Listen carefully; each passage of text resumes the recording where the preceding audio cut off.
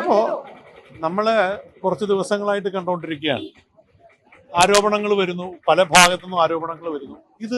ഈ ആരോപണം ശക്തമായിട്ട് ഇങ്ങനെ കൂടിക്കൊണ്ടിരിക്കുന്നത് അമ്മയുടെ തലപ്പത്തിരിക്കുന്ന മെയിൻ ആയിട്ടിരിക്കുന്ന ആൾക്കാരെ കേന്ദ്രീകരിച്ചാണ് വരുന്നത്. അതിൽ തമാശക്ക് പറഞ്ഞു എന്ന് പറയുന്ന ഡയലോഗുകൾക്ക് വരെ, ഒരു തമാശക്ക് ആൾക്കാർ പറയുന്ന ഡയലോഗുകൾ വരെ ഞാൻ പേടിച്ചു പോയി എന്നൊക്കെ പറയുമ്പോൾ അതൊരു ആരോപണമായിട്ട് വരിക. ചില ചാനലുകാർ അതൊരു വേറൊരു രീതിയിൽ തന്നെ വ്യാഖ്യാനിക്കുന്നുണ്ട്. നിങ്ങളുടെ കൂട്ടത്തിൽ തന്നെയുള്ള ചില ആൾക്കാർ അതിനെ വ്യാഖ്യാനിച്ച് അതും ഒരു പീഡന ശ്രമമാണോ എന്ന് ഭയക്കുന്ന, തമാശ പറഞ്ഞതിനെ വരെ ഒരാൾ ഭയന്നു പോയി എന്ന് പറയുമ്പോൾ അതും ഒരു പീഡന ശ്രമമാണോ എന്ന് പറയുമ്പോൾ അതിനകത്തൊരു പൊളിറ്റിക്സ് ഉണ്ട്, മനസ്സിലായി? അപ്പൊ അതിനകത്തൊരു പൊളിറ്റിക്സ് കൃത്യമായിട്ട് കാണുമ്പോൾ നമ്മളെ സംബന്ധിച്ച് നമ്മൾ ജനങ്ങളെ സാക്ഷി നിർത്തിക്കൊണ്ട് നമുക്ക് നീങ്ങാം. ജനങ്ങൾക്ക് ഇഷ്ടമുള്ള രീതിയിൽ തന്നെ എല്ലാവരും കൂടെ രാജിവെച്ച് ഒഴിയുന്നു. അഡ്ഹോക് കമ്മിറ്റി 2 മാസം ഭരിക്കുന്നു. അതിനുശേഷം എല്ലാവർക്കും സമ്മതമായിട്ടുള്ള പുതിയ ഭാരവാഹികൾ ജയിച്ചു കയറി വരട്ടെ. അതാകുമ്പോൾ പിന്നെ ആർക്കും പരാതി പറയാനുണ്ടാവില്ല. അതിനുവേണ്ടി തന്നെ രാജിവെച്ചു. ഇപ്പോ ഏറ്റവും കൂടുതൽ ഇങ്ങനൊരു പൊടുന്നനെയുള്ള ഒരു തീരുമാനത്തിലേക്ക് പോകുമ്പോൾ ഒരു അനാഥമാക്കപ്പെട്ട ഒരിക്കലും ഇല്ല. അമ്മ ഒരുപാട് നല്ല കാര്യങ്ങൾ ചെയ്തുകൊണ്ടിരിക്കുകയാണ്. ആ സംഘടന ഒരിക്കലും അനാഥമാക്കാൻ പറ്റില്ല.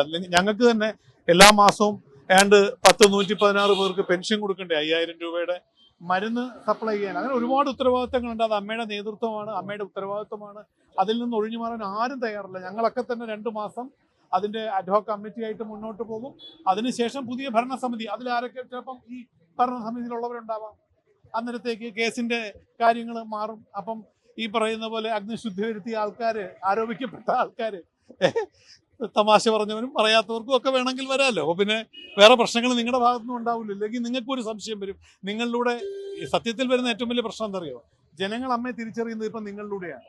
നിങ്ങളുടെ ചാനലിലൂടെ കണ്ടുകൊണ്ടാണ് കേരളത്തിലെ 3.5 കോടി ജനം അമ്മയെ ഇവാലുവേറ്റ് ചെയ്യുന്നത്. അപ്പം നിങ്ങൾ ഉപയോഗിക്കുന്ന ഓരോരുത്തരും പറയുന്ന ഭാഷയ്ക്കനുസരിച്ചാണ് അമ്മയെ വിലയിരുത്തുന്നത്. അപ്പം നമുക്കൊരു കൺഫ്യൂഷൻ വേണ്ട.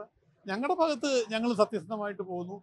ഞങ്ങൾ പറഞ്ഞു, ഞങ്ങൾ ഇരയ്ക്കൊപ്പം തന്നെയാണ്, ഒരിക്കലും വേട്ടക്കാരനൊപ്പം. അത് അസന്നിഗ്ധമായിട്ട് ഇപ്പോഴും പ്രഖ്യാപിക്കുക. തെറ്റ് ചെയ്തു എന്ന് തെളിഞ്ഞു കഴിഞ്ഞാൽ ആരോപിക്കാൻ ആർക്കും പറ്റുമല്ലോ. ലോകത്ത് എത്രയോ പേർക്കെതിരെ ആരോപണങ്ങൾ വരുന്നു. ഒരാൾ തെറ്റ് ചെയ്തു എന്ന് പറഞ്ഞാൽ അയാൾക്കെതിരെ തെറ്റ് തെളിഞ്ഞാൽ ഉറപ്പായിട്ടും അമ്മ അതിനെ അനുകൂലിക്കാൻ നിൽക്കില്ല. യാതൊരു സംശയവും. അമ്മ ഇരക്കൊപ്പം തന്നെ. നിങ്ങളുടെ മനസ്സിൽ അങ്ങനെ തോന്നുന്നുണ്ടെങ്കിൽ നിങ്ങൾക്ക് അങ്ങനെ ചിന്തിക്കാം. ഞാനിപ്പോ പറഞ്ഞത് എനിക്കറിയാവുന്ന ഉത്തരവാണ്, മനസ്സിലായി?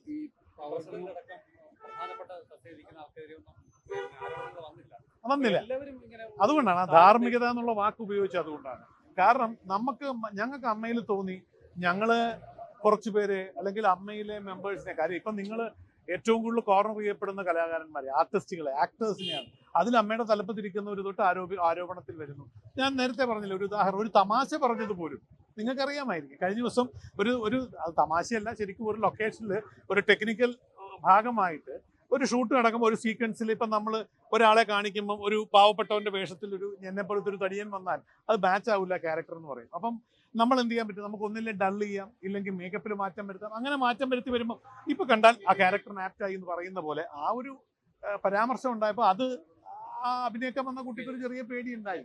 അതിൽ ഞാൻ ആ കുട്ടിയെ കുറ്റം പറയില്ല. പക്ഷെ അത് ഒരു ചാനലിൽ ഇരുന്ന് പറഞ്ഞപ്പോൾ അതും ഒരു പീഡന ശ്രമമായിട്ട് ക്ലാസിഫൈ ചെയ്യും. അപ്പൊ അങ്ങനെയൊക്കെ വരുമ്പോൾ നമുക്ക് തന്നെ ഒരു വിഷമം, അതൊരു വിഷമം ഉണ്ടാക്കുന്ന കാര്യങ്ങളല്ലേ.